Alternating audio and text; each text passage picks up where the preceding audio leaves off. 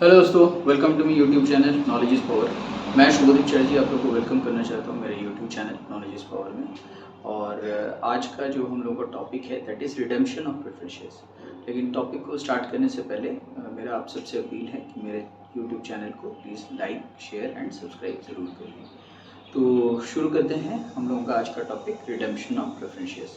दोस्तों, preference shares एक विशेष किस्म का शेयर्स है। It is different from that of equity shares.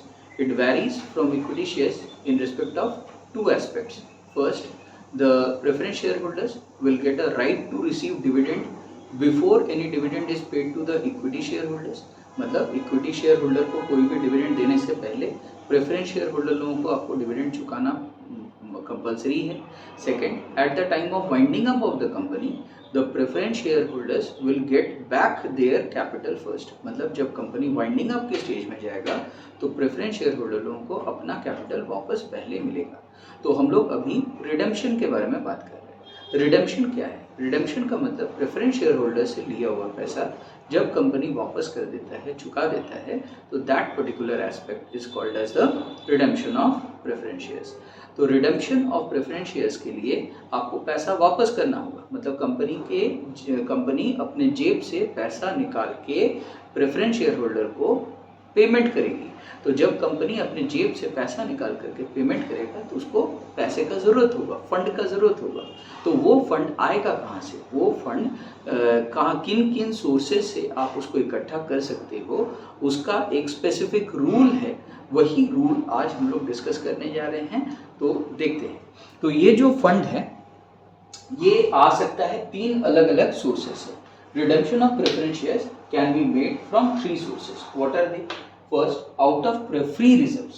Free reserve से आप पैसा इकट्ठा कर सकते हो, रेज कर सकते हो. Next, out of proceeds from fresh issue of shares.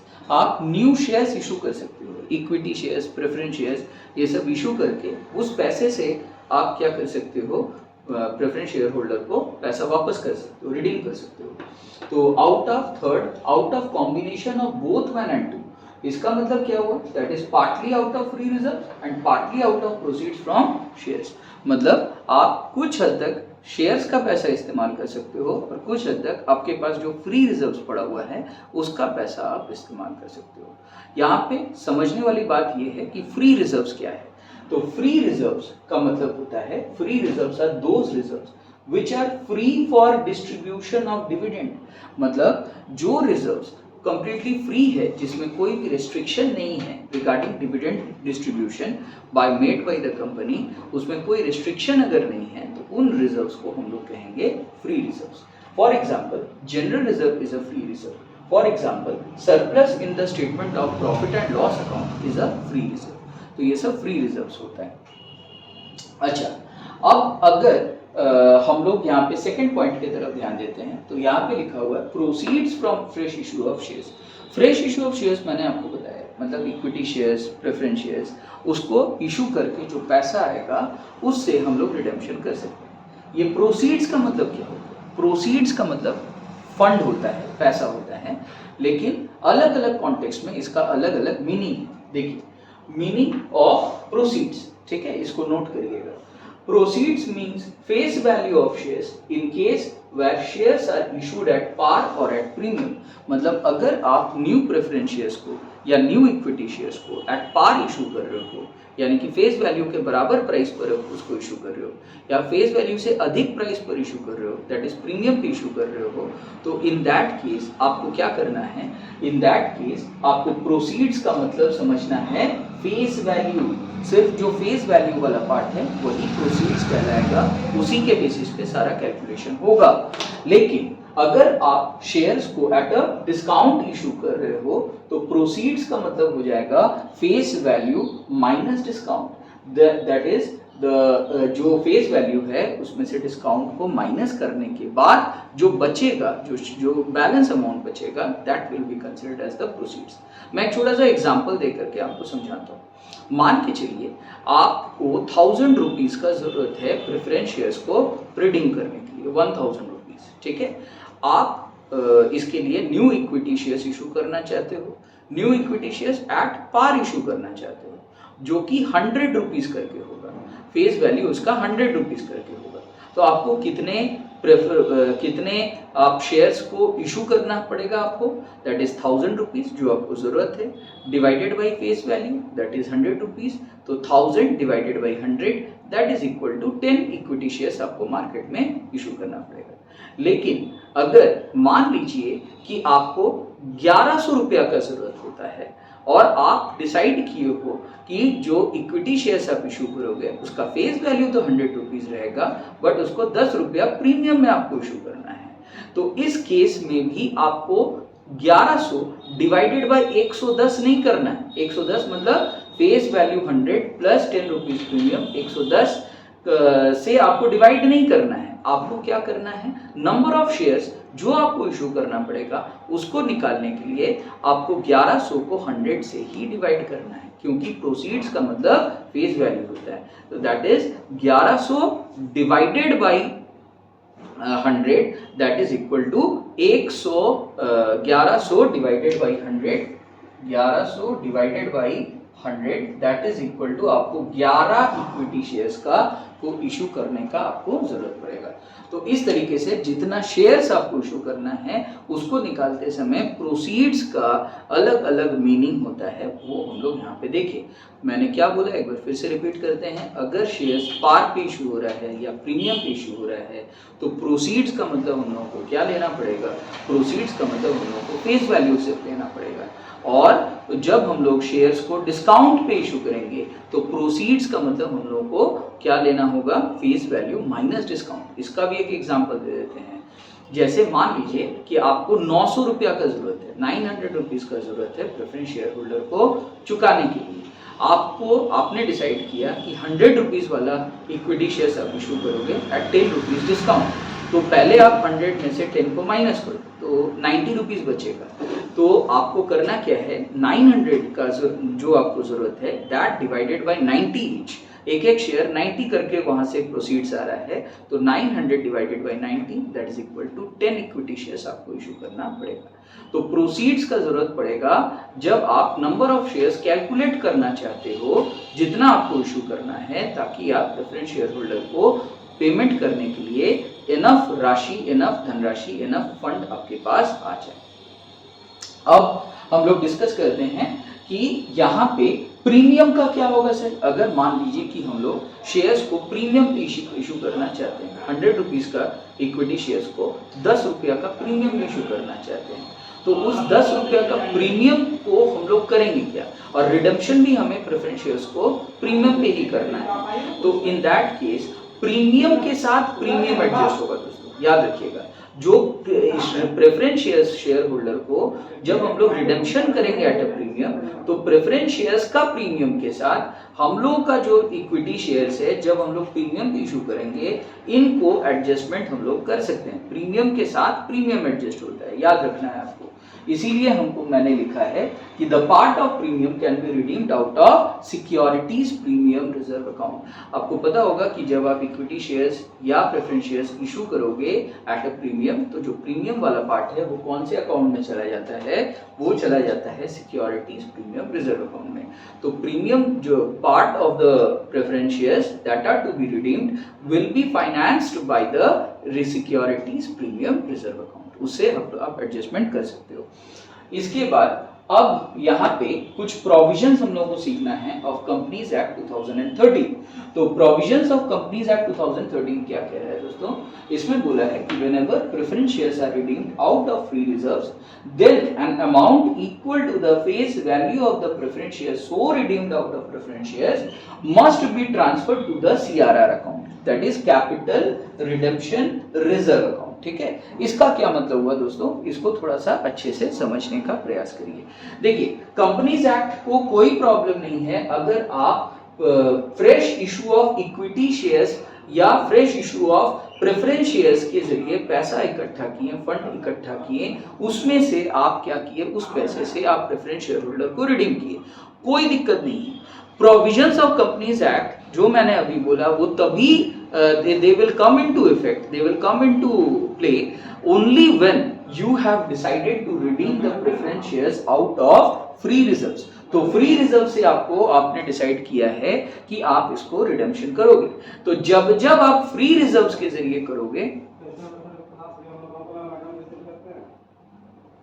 जब जब आप फ्री रिजर्व्स के जरिए जब आप रिडेम्पशन ऑफ प्रेफरेंस शेयर्स को कैरी आउट करोगे तो आपको यहाँ पे ये प्रोविजंस का ध्यान रखना होगा। ये प्रोविजन बस इतना बोल रहा है कि जितना अमाउंट का प्रेफरेंस शेयर्स आप फ्री रिजर्व से रिडेम्पशन करोगे उतना शेयर्स का फेस वैल्यू के तरफ ध्यान दो। उतना शेयर्स का फेस वैल्यू के बराबर का अमाउंट, टोटल फेस वैल्यू के बराबर का अमाउंट आपको ट्रांसफर करना है from the free reserves to a special account which is called as capital redemption reserve account. अब ये capital redemption reserve account क्या होता है? It is a reserve which is a part of the capital structure of the company. ये आप as part of capital ही मान लो, it is as good as share capital. Company का share capital के बराबर माना का दर्जा इसको मिला हुआ है। तो it is part of the capital structure of the company. It can be used only for issue of bonus shares to equity shareholders. इसका सिर्फ एक ही इस्तेमाल हो सकता है, यूज कर सकते हो फ्यूचर में, that is to issue bonus shares to equity shareholders. This is done to keep the capital structure intact. ये क्यों किया जाता है? ये इसलिए किया जाता है ताकि कंपनी का जो कैपिटल स्ट्रक्चर है वो इंटैक्ट रहे। आप लोग याद रखिए, यहाँ पे करने का आपको जरूरत है कि जब प्रेफरेंस शेयर्स का रिडेम्पशन हो रहा है तो कंपनी का प्रेफरेंस शेयर कैपिटल जैसे ही रिडीम होगा कंपनी का कैपिटल कम हो जाएगा। तो कंपनी का इस तरीके से कैपिटल वाइप आउट हो जाने से बहुत सारे creditors, debenture holders and outsiders को शक होने लगेगा कि पता नहीं कंपनी हम लोगों का पैसा चुका भी पाएगा या नहीं, क्योंकि कंपनी के ऊपर बहुत सारे लोगों का डाउट होने लग जाएगा। तो ताकि इस तरह का कोई भी डाउट्स उनके मन में ना राइज करे, उनका पैसा का सेफ्टी को इंश्योर किया जाए, इसीलिए कैपिटल रिडेम्पशन रिजर्व अकाउंट में फ्री रिजर्व से पैसा निकाल करके सीआरआर अकाउंट में ट्रांसफर करना बहुत ही ज्यादा नेसेसरी है। तो ये हम लोग याद रखेंगे, ठीक है। अच्छा, अब हम लोग ध्यान देंगे अकाउंटिंग एंट्रीज के तरफ। दोस्तों, मैं सिर्फ और सिर्फ जर्नल एंट्री डिस्कस करूंगा रिगार्डिंग प्रेफरेंस शेयर्स का रिडेम्पशन से रिलेटेड, इशू ऑफ शेयर से रिलेटेड। आई होप आपको जर्नल एंट्रीज आता है। अब आप मेरे प्रीवियस वीडियोस को भी आप चेकआउट कर सकते हो अगर आपको इशू ऑफ शेयर से रिलेटेड जर्नल एंट्रीज आपको जानना है तो मैं सिर्फ और सिर्फ कॉन्सेंट्रेट कर रहा हूँ on teaching you what are the journal entries at the time of redemption of preference shares. तो आइए देखते हैं क्या क्या जर्नल एंट्रीज यहाँ पे कंपनी करता है। तो these are the journal entries, जैसे कि आप देख पा रहे हो। First is regarding when preference shares are redeemed at par. जब preference shares at par redemption होता है तो हम लोग का journal entry redeemable preference share capital account को डेबिट और preference share to preference share holder account को हम लोग क्रेडिट करते हैं। Redeemable preference share capital account को डेबिट करने से प्रेफरेंस शेयर कैपिटल कम हो जाता है और उस पैसे को हम लोग ट्रांसफर कर देते हैं किसके अकाउंट में? प्रेफरेंस शेयर होल्डर के अकाउंट में। प्रेफरेंस शेयर होल्डर यहाँ पे हम लोगों के लिए एज गुड एज क्रेडिटर बन चुका है, उसको क्रेडिट करना जरूरी है, ठीक है। इसके बाद अब क्या करना है, जब preference shares are to be redeemed at a premium तब जर्नल एंट्री होगा redeemable preference share capital account debit, जो इसका फेस वैल्यू होगा प्रेफरेंस शेयर्स का, उसको redeemable preference share capital account debit करके फेस वैल्यू वाले पार्ट को आप यहाँ पे शो कर दो। जो प्रीमियम वाला पार्ट होगा, the part of the premium जो आपको एक्स्ट्रा देना होगा वो एक तरह का लॉस हो जाएगा कंपनी के लिए, तो इसीलिए premium on redemption of preference shares account को भी आपको डेबिट करना होगा। फेस वैल्यू और प्रीमियम दोनों को ऐड करने के बाद जो टोटल अमाउंट आएगा उस टोटल अमाउंट को आपको क्या करना होगा, that is face value plus premium, जो टोटल पार्ट होगा that will be transferred to the preference share cap holder account. Preference share holder को क्रेडिट कर दिया जाएगा। एक बार फिर से बताते हैं, redeemable preference share capital account will be debited to the extent of the face value of the preference shares. Premium on redemption of preference shares will be debited to the extent of the premium that you have to pay later on at the time of redemption of preference shares. Do the total face value plus premium, जो total आएगा that will be transferred to the preference share holder account by crediting the preference share holder account. इसके बाद अब हम लोगों को क्या करना है, हम लोगों को थर्ड एंट्री है payment made to the preference share holder. जब पेमेंट हम लोग करेंगे प्रेफरेंस शेयर होल्डर को तो preference share holder account debit to bank account credit. Going by the logic, debit the receiver, preference share holder को पैसा receive हो रहा है इसीलिए उसको डेबिट कर दिए। क्रेडिट व्हाट गोज आउट, पैसा जा रहा है तो बैंक अकाउंट को हम लोगों ने क्रेडिट यहाँ पे कर दिया। इसके बाद एडजस्टमेंट ऑफ प्रीमियम, अब प्रीमियम को एडजस्ट करने के लिए क्या करना होगा। अगर हम लोग प्रेफरेंस शेयर्स को हम लोग प्रीमियम पे रिडीम किए हैं तो जो premium on redemption of preference shares account debit रह गया उसको हम लोगों को एडजस्ट करने के लिए उसको क्रेडिट करना होगा। और डेबिट किसको करेंगे दोस्तों, डेबिट करेंगे सिक्योरिटीज प्रीमियम रिजर्व अकाउंट को या जनरल रिजर्व को या statement of profit and loss account को, वटेवर मतलब जो इस ऑर्डर में हम लोग करेंगे। अगर सिक्योरिटीज प्रीमियम रिजर्व में सफिशिएंट मनी है तो सिक्योरिटीज प्रीमियम रिजर्व अकाउंट को डेबिट करेंगे। अगर सिक्योरिटीज प्रीमियम रिजर्व में कम पैसा है तो हम लोग जनरल रिजर्व को फिर पिकअप करेंगे। जनरल रिजर्व में भी अगर एग्जॉस्ट हो जाएगा फिर हम लोग statement of profit and loss account को पिकअप करेंगे and so on. In this order हमको करना है। इसके बाद अमाउंट को क्रेडिट कर दिया जाएगा premium on redemption of preference shares account में। इस तरीके से प्रीमियम का एडजस्टमेंट हो जाएगा। इसके बाद जब हम लोग फ्री रिजर्व से, मैंने आप लोगों को बोला था कि फ्री रिजर्व से अगर आप रिडेम्पशन प्रोसेस को कैरी आउट करते हो तो इन दैट केस आपको फ्री रिजर्व से पैसा निकाल करके आपको ट्रांसफर करना होगा सीआरआर अकाउंट में। तो आपका जर्नल एंट्री हो जाएगा general reserves account debit to capital redemption reserve account. फिर मैंने ये भी बोला था कि इस सीआरआर का इस्तेमाल सिर्फ और सिर्फ बोनस डिक्लेयर करने के लिए होगा, बोनस इशू करने के लिए होगा टू इक्विटी शेयर होल्डर्स। तो for issue of bonus shares journal entry will be CRR account debit to bonus to equity shareholder account। फिर bonus to equity share holder account को डेबिट करेंगे और equity share capital account को यहाँ पे हम लोग क्रेडिट कर देंगे। इस तरीके से सारे के सारे जर्नल एंट्री आपका कंप्लीट हो जाएगा। आई होप आपको वीडियो समझ आया। प्लीज़ लाइक करिए, शेयर करिए और सब्सक्राइब करिए मेरे YouTube channel knowledge power. Thank you.